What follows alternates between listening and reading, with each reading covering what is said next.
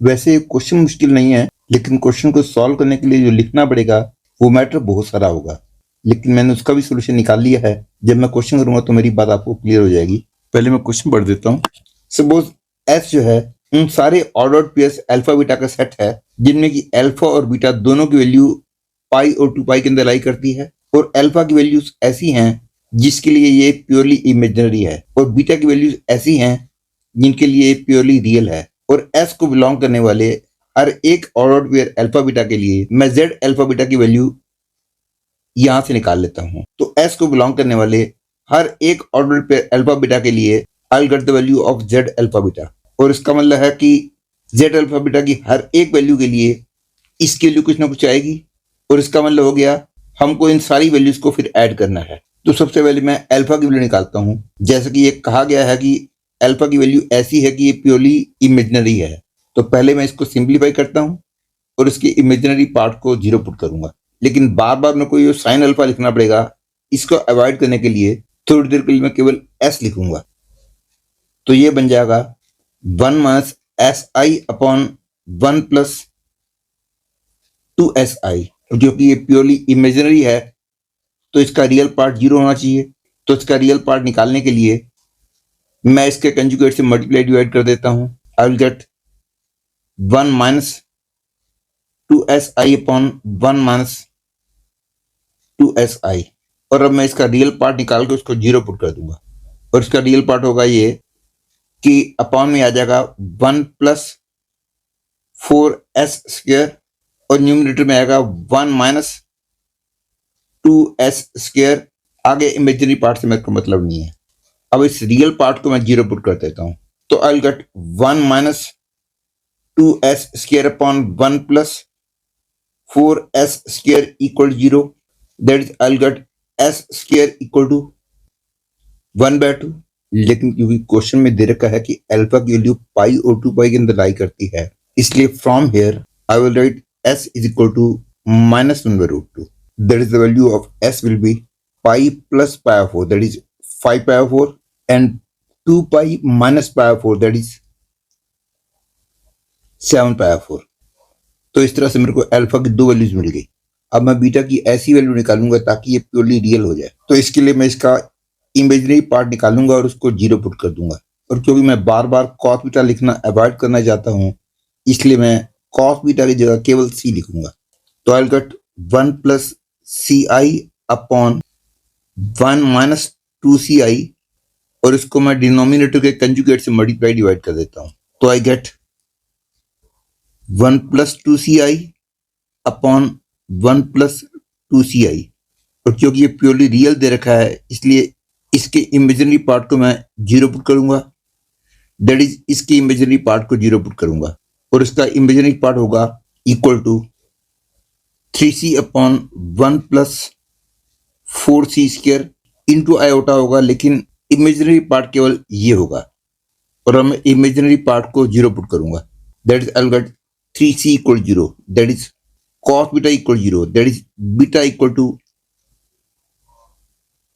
3 pi/2। ध्यान रहे बीटा की वैल्यू पाई और 2 पाई के अंदर लाई करती है। That is I have got 2 values of alpha and only 1 value of beta. तो ऑर्डर्ड पे अल्फा बीटा की वैल्यूज हो जाएंगी 5 pi/4, 3 pi/2 and 7 pi/4, 3 pi/2। That is, there will be 2 ordered pairs alpha beta, 5 pi/4 and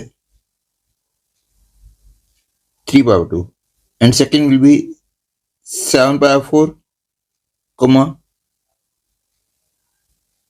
3 pi/2। अब इसकी value निकालने के लिए इस डिनोमिनेटर में i को ऊपर ले जाऊंगा, तो it will become -i।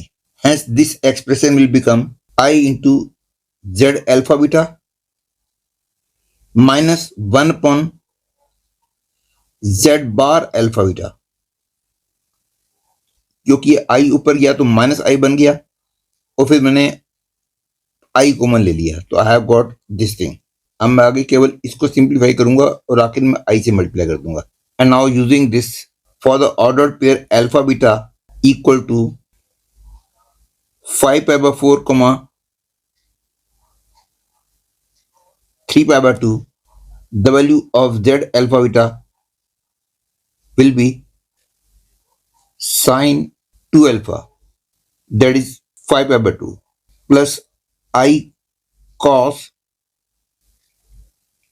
2 beta, that is 3 pi, that is I get 1 minus I. And for alpha beta equal to 7 pi by 4 comma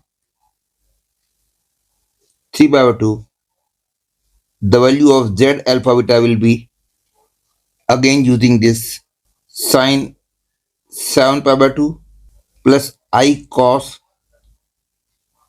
3 pi, और साइन 7 pi by 2 की वैल्यू -1 होती है, देखो इट बिकम्स -1 minus I।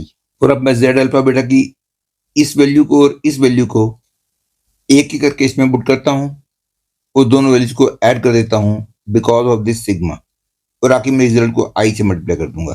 पहले मैं z alpha beta की इस value को पुट करता हूं, तो I get 1 minus I minus 1 upon 1 plus I, क्योंकि यहां कंजुगेट लिखा हुआ है, प्लस अब मैं z अल्फा बीटा की इस वैल्यू को इसके अंदर पुट करता हूं, तो I get -1 minus I minus 1 upon -1 plus I। ध्यान रहे यहाँ पे z बार लिखा हुआ है, तो इसका कंजुगेट -1 plus I होगा, इसलिए -1 plus I लिखा है। And this is equal to, ये 1 इस -1 से कैंसिल हो जाएगा, ये दोनों मिलके बन जाएगा -2I minus 1 upon 1 plus I plus 1 upon 1 minus I, that is I get -2I plus 1 upon 1 minus I minus 1 upon 1 plus I, that is I get -2I plus 1 plus I minus 1 minus I by 2, that is I get -2I plus I, that is minus I। और जैसे कि मैंने शुरू में बोला था कि मैं इसकी वैल्यू कैलकुलेट कर रहा हूं और आखिर में I से मल्टीप्लाई करूंगा, और मैंने देखा कि अल्फा बीटा की इस वैल्यू को और इस वैल्यू को एक एक करके जब इसमें पुट किया और ऐड किया तो आई हैव गॉट -I। तो -I को I से करेंगे तो आंसर आएगा 1। Therefore correct choice becomes C।